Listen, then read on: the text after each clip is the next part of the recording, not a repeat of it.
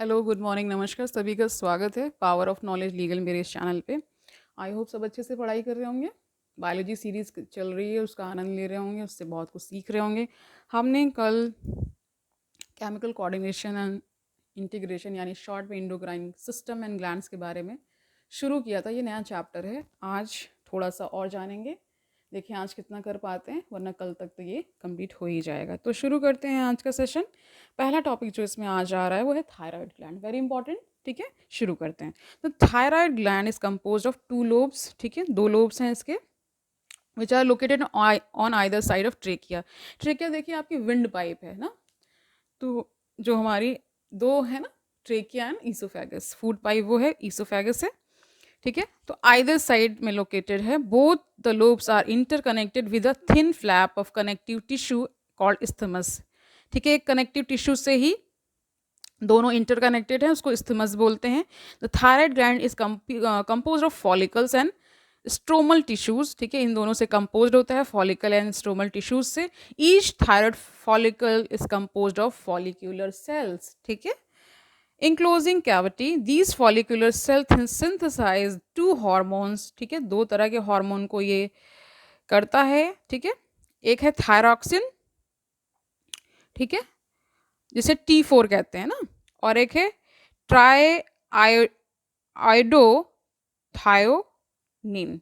ठीक है, इसको शॉर्ट में आप थायोनिन भी बोल सकते हैं ना। और इसको जो थायरॉक्सिन का एक और नाम इन्होंने दिया है टेट्राआइडो थायरोनिन। ठीक है, इसीलिए इसको T4 बोलते हैं, क्योंकि टेट्रा वर्ड आ रहा है ना। ओके, और इन T3 को ट्राई वर्ड आ रहा है, इसलिए T3 बोल रहे हैं। समझ गए। Iodine is essential for the normal rate of homo hormone synthesis, है ना, इन द थायराइड। आयोडीन सबको पता है। अगर बहुत से लोग नमक जो खाते थे पहले, वो कहीं से भी उसमें आयोडीन नहीं होता था तो उनको घींगा हो जाता था ना, गोइट्रे जिसे बोलते हैं। तो इसीलिए ये बहुत इंपॉर्टेंट है।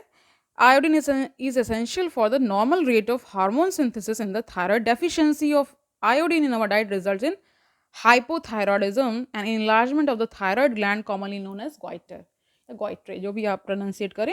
Hypothyroidism during pregnancy causes defective development and maturation of the growing baby, leading to stunted growth and mental retardation, low intelligence quotient, abnormal skin, deep mutism। देखिए देखिए आयोडीन का इम्पैक्ट नॉर्मल कोर्स में तो है ही। जब कोई pregnant lady है, अगर उसको पर्याप्त आयोडीन नहीं मिलता है तो बच्चा जो है बहुत सारी गंभीर कह सकते हैं स्थितियों से गुजर सकता है। बहुत सारी गंभीर बीमारियां उसको लग सकती हैं, जिसमें कि क्या क्या बताया है। पहला तो ये बताया है कि बौना हो सकता है, यानी स्टंटेड ग्रोथ रह सकती है, यानी ग्रोथ होगी नहीं बहुत ज़्यादा। ठीक है, और उसके डेवलपमेंट में, मेंटल डेवलपमेंट में मेंटल रिटार्डेशन हो सकता है, यानी कि मंद बुद्धि का हो सकता है। ठीक है, लो इंटेलिजेंस हो सकता है, क्वेश्चन एबनॉर्मल स्किन हो सकती है ना, और डीफ भी बहरा भी हो सकता है ना। इन एडल्ट वुमेन हाइपोथायराइडिज्म में cause menstrual cycle to become irregular. अब देखिए जो एडल्ट वीमेन है, अगर उनमें हाइपोथायराइडिज्म है यानी उसकी कमी है, तो क्या होगा, मेंस्ट्रुअल साइकिल भी फ्लक्चुएट कर सकती है, इरेगुलर हो सकती है। ठीक है, due to the cancer of thyroid gland और due to development of nodules of the thyroid glands, the rate of synthesis and secretion of the thyroid hormones is increased to abnormal high levels, leading to the condition called hyperthyroidism। एक होता है hypo, दूसरा होता है hyper, यानी ज़्यादा जब हो जाएगा तो भी एडवर्सली इफेक्ट करता है बॉडी को, बॉडी की पूरी फिजियोलॉजी को ना। Thyroid hormones play an important role in the regulation of the basal metabolic rate, जो आपके जितने भी मेटाबॉलिक रेट को भी इफेक्ट करता है। These hormones also support the process of red blood cell formation, यानी जो आपके रेड ब्लड आरबीसीज जो बनते हैं उसके फॉर्मेशन में भी हेल्प करता है। Thyroid hormones control the metabolism of the carbohydrates, proteins and fats. इन सबके मेटाबॉलिज्म में हेल्प करता है, जैसे प्रोटीन्स का होना है ना, कार्बोहाइड्रेट्स का होना है, इनको कंट्रोल, जैसे कैसे पूरा सब कुछ होना है उसके में भी कंट्रोल में ये अपना बहुत बड़ा रोल निभाता है। Maintenance of water and electrolyte balance is also influence by the thyroid hormones. देखिए इलेक्ट्रोलाइट वही हैं जो आप बहुत ज़्यादा, जब आपको लूज मोशंस वगैरह हो जाते हैं तो उसमें कहते हैं कि इलेक्ट्रॉल पीजिए, तो उसमें आयंस ही बेसिकली इंजेक्ट किए जा रहे हैं आपकी बॉडी में, ठीक है, क्योंकि बहुत ज़्यादा फ्लूइड बॉडी से निकल जाएगा तो भी दिक्कत है ना, इसलिए। Thyroid gland also secretes a protein hormone called thyro calcitonin, ठीक है, जिसे TCT भी बोलते हैं शॉर्ट में, विच regulate the blood calcium levels, ठीक है, समझ गए। अब आ जाइए पैराथायराइड ग्लैंड में। In humans 4 parathyroid glands are present on the back side of the thyroid gland. Thyroid gland के ही बैक साइड में पैराथायराइड प्रेजेंट है, 1 पेयर ईच, ठीक है, in 2 lobes of the thyroid gland, ठीक है, 1 पेयर ईच, उसके 2 थे, इसमें क्या है 2 का है ना, तो 4 हो गए total. The parathyroid gland secrete a peptide hormone called parathyroid hormone, ये secrete करता है। The secretion of PTH, इसको short में PTH बोल देते हैं, is regulated by the circulating levels of calcium ions। ये देखिए बहुत important कह सकते हैं कि gland है जो कि कैल्शियम आयंस का जो पूरा रेगुलेशन है करता है। Parathyroid hormone increases the calcium levels in the blood. PTH acts on the bones and stimulates the process of bone resorption, dissolution, demineralization. PTH also stimulates the reabsorption of calcium by the renal tubules and increases the calcium absorption from the digested food. अब देखिए renal tubule से मतलब आप समझ ही रहे हैं kidney से related है, क्योंकि रीनल वेन वहीं प्रेजेंट होती है, ठीक है, समझ गए, क्योंकि सारा कोऑर्डिनेशन में वर्क हो रहा है तो ना, तो ये समझ ही रहे हैं सभी लोग, ठीक है। It thus clear that the PTH is a hypercalcemic hormone, that is it increases the blood calcium levels, okay. Along with the TCT it plays an important role या सिग्निफिकेंट रोल कह सकते हैं in calcium balance. Calcium balance आपका कौन सा gland determine कर रहा है? पैराथायराइड हार्मोन या पैराथायराइड ग्लैंड, क्योंकि ये पैराथायराइड ग्लैंड ही पैराथायराइड हार्मोन को सिक्रीट कर रहा है, तो इस वजह से कह सकते हैं कि ये क्या कर रहा है, कैल्शियम बैलेंस को मेंटेन कर रहा है, उसका रोल बहुत बड़ा है। अब नेक्स्ट आ जाइए थाइमस पे आइए। The thymus gland is a lobular structure located between the lungs, behind sternum on the ventral side of aorta, ठीक है, समझ गए। The thymus plays an important role या major role in the development of immune system। अब देखिए ये immune system के लिए रिस्पॉन्सिबल है। आपका इम्यून सिस्टम किस प्रकार होगा? अगर थाइमस ग्लैंड सही से वर्क नहीं कर रहा होगा, बैलेंस नहीं होगा, तो फिर इम्यून सिस्टम इफेक्ट होगा, okay. This gland secretes a peptide hormone called thymosins. Thymosins play a major role in the differentiation of T lymphocytes, है ना। अब आपको पता होगा जिनको एड्स हो जाता है ना, तो उनकी T सेल्स पे ही वो बेसिकली हिट करता है वो वायरस, इसीलिए इम्यून सिस्टम वहाँ वीक हो जाता है। अगर जुकाम लग गया तो फिर लगा ही है, अगर कोई और कुछ कट हो गया तो जल्दी हील नहीं होता है। कुल मिला के ये होता है क्योंकि आपका इम्यून सिस्टम वहाँ पे वहाँ पे T4 lymphocytes पे जाके हिट करता है, इस वजह से, which provide cell mediated immunity. In addition thymosins also promote production of antibodies to provide humoral immunity. अब देखिए ये एंटीबॉडीज को उसका प्रोडक्शन में प्रमोट कर रहा है। Thymus is degenerated in old individuals resulting in decreased production of thymosins. अब देखिए जैसे जो बड़े बुजुर्ग हो जाते हैं उनमें ये थोड़ा सा डीजेनरेशन की तरफ चला जाता है, डिक्रीज्ड प्रोडक्शन होता है इसका बहुत, ठीक है। इसीलिए क्या होता है कि बूढ़े लोग को जल्दी जो एज्ड लोग हो जाते हैं उनको जल्दी जल्दी बीमारियां लगती हैं या उनका इम्यून सिस्टम इतना वीक हो जाता है, यही कारण है, ठीक है। तो as a result the immune system response of old person become weak, वही जो मैंने बताया। एड्रीनल ग्लैंड पे आ जाइए। Our body has a 1 pair of adrenal gland. 1 pair का मतलब है 2 ना, 1 at the anterior part of each kidney, ठीक है। The gland is composed of 2 types of tissues. The centrally located tissue is called adrenal medulla. The outside this lies the adrenal cortex, ठीक है। Kidney के anterior part पे देखिए 2 पहली बात pair हैं इसके। Our body has a 1 pair of adrenal glands। 1 pair का मतलब 2, ठीक है। तो 1 है एक कहाँ पे है आपके anterior part of each kidney, ठीक है, ओके, समझ गए, क्योंकि 2 किडनी है अपनी अपन के पास ओके।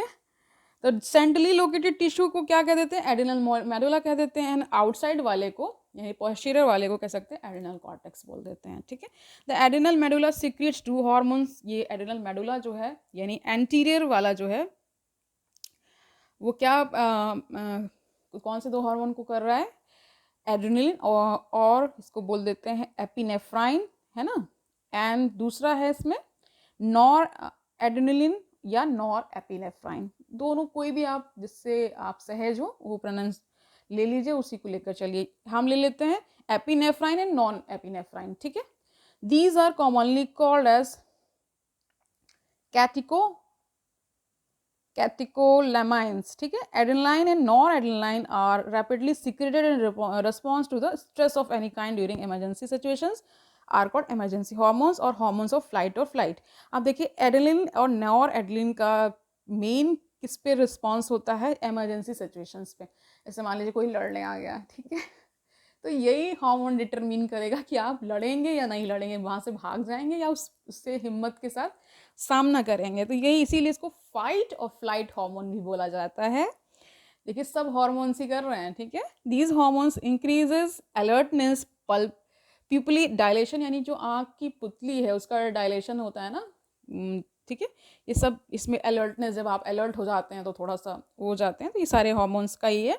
रेजिंग ऑफ हेयर, जो आपके रोंगटे खड़े हो जाते हैं, ये सब चीज़ें भी। स्वेटिंग उसमें एक है ना।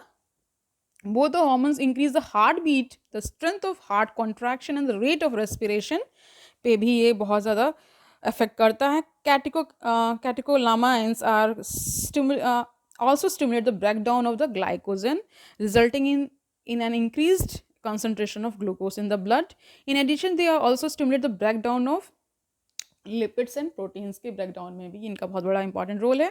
The adrenal cortex can be divided into 3 layers में इसको divide किया गया है। क्या है, zona reticularis जिसे inner layer बोल देते हैं, zona fasciculata, ठीक है, middle layer हो गई, zona glomerulus outer layer, okay।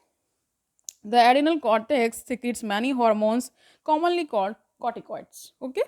The corticoids which are involved in the carbohydrate metabolism called glucocorticoids, ठीक है। In our body cortisol is the main glucocorticoid। अब देखिए cortisol ही basically जिसका ज़्यादा हो जाता है तो उसको बहुत ज़्यादा गुस्सा या स्ट्रेस की सिचुएशंस में ये हार्मोन रिलीज होता है। जब आप बहुत स्ट्रेस में होते हैं तो कॉर्टिसोल पे इफेक्ट पड़ता है ना, तो वही चीज़ें बता रहे हैं। The corticoids which regulate the balance of water and electrolytes in our body and also called as mineralocorticoids। एक और देखिए, aldosterone is the main mineralocorticoid in our body, सुना होगा ये नाम आपने। Glucocorticoids stimulate gluconeogenesis, ठीक है, lipolysis and proteolysis and inhibit cellular uptake and utilization of the amino acids, ठीक है। Cortisol is also involved in maintaining the cardiovascular as well as the kidney functions। cortisol देखिए इन सारे functions के लिए भी involve में है, मतलब इसको मेंटेन करने में, जैसे कार्डियोवास्कुलर सिस्टम आपका और जो किडनी का फंक्शंस हैं। Glucocorticoids particularly cortisol produce anti inflammatory reactions and suppress the immune response, समझ गए। कॉर्टिसोल देखिए और क्या क्या करता है वो देख लीजिए। देखिए बेसिकली इन सारे हार्मोन्स का करने का मतलब भी यही है कि आप ये जान पाएँ कि क्या क्या कैसे कैसे हो रहा है ना। कॉर्टिसोल स्टिमुलेट्स आरबीसी प्रोडक्शन भी करता है। और अब देखिए aldosterone acts mainly at the renal tubules and stimulate the reabsorption of Na यानी कि sodium ion and water and excretion of K यानी कि potassium ion and phosphate ions। Thus aldosterone helps in maintenance of electrolytes। aldosterone का क्या है role कि वो electrolytes के मेंटेनेंस में अपना लगा रहता है। बॉडी फ्लूइड वॉल्यूम कितना होगा, osmotic pressure and blood pressure पे भी ये कहीं ना कहीं एक सिग्निफिकेंट इम्पैक्ट करता है। Small amounts of androgenic steroids are also secreted by the adrenal cortex which play an important role in the growth of the axial hair यानी कि जो आपके साइड के बाल हैं उनके लिए भी। प्यूबिक हेयर सभी को पता है कहाँ होते हैं, and facial hair during puberty. जब प्यूबर्टी हिट होती है तो ये सारे हार्मोन्स अपने आप ही मतलब फंक्शन में आ जाते हैं और बैलेंस रखने की ज़रूरत होती है, नहीं तो फिर उनका जो ज़्यादा हो जाएगा तो कुछ बीमारी लाते हैं और कम होता है तो कुछ बीमारी लगती है। बैलेंस बहुत ज़रूरी है, ठीक है। तो आज के लिए इतना ही रखते हैं। Pancreas, testis, ovary, hormones of heart, kidney and gastro intestinal tract, ये सब हम कल कर लेंगे। पैनक्रियास आज मैं कोशिश करती हूँ कर लेती हूँ, क्योंकि फिर कल के लिए इजी हो जाएगा। ठीक है, पैनक्रियास कर लेते हैं आज। Okay, pancreas is a composite gland. Composite का मतलब है ये एक्सोक्राइन भी है और इंडोक्राइन भी है। ठीक है, which acts as both exocrine and endocrine gland. वही endocrine pancreas consist of islets of Langerhans. They are about 1 to 2 million.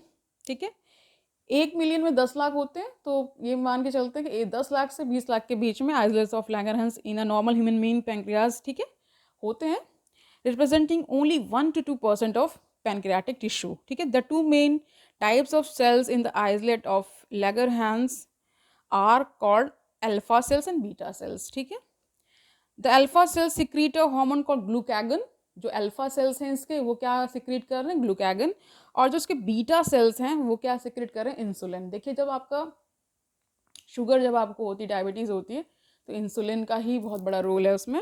ठीक है, glucagon is a peptide hormone and plays an important role in the maintaining the normal blood sugar level, यानी glucose का लेवल। Glucagon acts mainly on the liver cells. ठीक है, जैसे liver cells को hepatocytes भी बोलते हैं, and stimulate glycogenolysis resulting in increase blood sugar, जिसे कहते हैं hyperglycemia. In addition this hormone stimulates the function of या प्रोसेस ऑफ ग्लूकोनो ग्लूको से ही है ना, gluconeogenesis, which also contributes to hyperglycemia. Glucagon reduces the cellular glucose uptake and utilization, thus glucagon is a hyperglycemic hormone. ठीक है, insulin is a peptide hormone, ये भी peptide hormone है, which plays an important role in the regulation of glucose हीमोस्टैटिस।